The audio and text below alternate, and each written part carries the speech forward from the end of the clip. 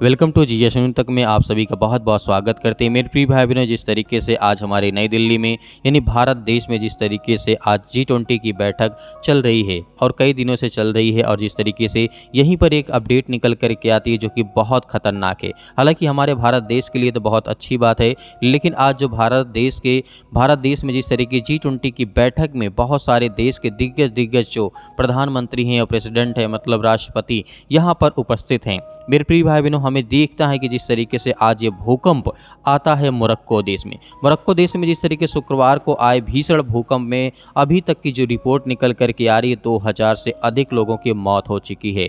जिस तरीके से मोरक्को के मंत्रालय ने मरे हुए लोगों को कम से कम लोगों को बताया है कि 2000 लोग जिस तरीके से मरे हैं और इससे कहीं ज़्यादा घायल हो चुके हैं। भीषण भूकंप से आने से बहुत ज़्यादा गंभीर हालत हो गई है। और मेरे प्रिय भाई बहनों, देश में किसी भी देश में हो, किसी भी राज्य में हो, वहाँ के लिए हमें प्रार्थना करना चाहिए, विनती करना चाहिए, क्योंकि मुसीबत में जब लोग फंसते हैं तो बहुत सारी चिंताओं में रहते हैं। इसीलिए जितने लोगों की मौत हो गई है उनके लिए भी दुआ करें, और जो इस समय जीवित हैं और जो हालात से लड़ रहे हैं उनके लिए भी दुआ करें। हम जानते हैं कि हमारे भारत देश में G20 की बैठक है, उसमें बहुत सारे यूके हैं, जिस तरीके से आप देख पा रहे US है, सऊदी अरबिया है, बहुत सारे ऐसे कंट्री है, बहुत ऐसे सारे देश हैं जो 20 देशों मिल करके यहाँ पर बैठक कर रहे हैं और यहाँ पर ये तय कर रहे हैं कि हमें आगे बिजनेस कैसे करना है, कैसे काम करना है, कि हमारा देश या हमारे लिए किस तरीके से फ़ायदेमंद होगा। तो मेरे प्रिय भाई बहनों, हमें ये पता तो ज़रूर चलना चाहिए कि जिस तरीके से जिस तीव्रता के साथ भूकंप आया था मोरक्को में, कैसी घटना घटी है। जिस तरीके से बता दें कि जिस तरीके से मोरक्को देश में कई इलाकों में जिस तरीके से भूकंप तेज झटके से महसूस किया गया, जिसके बाद कई इमारतें ध्वस्त हो गई।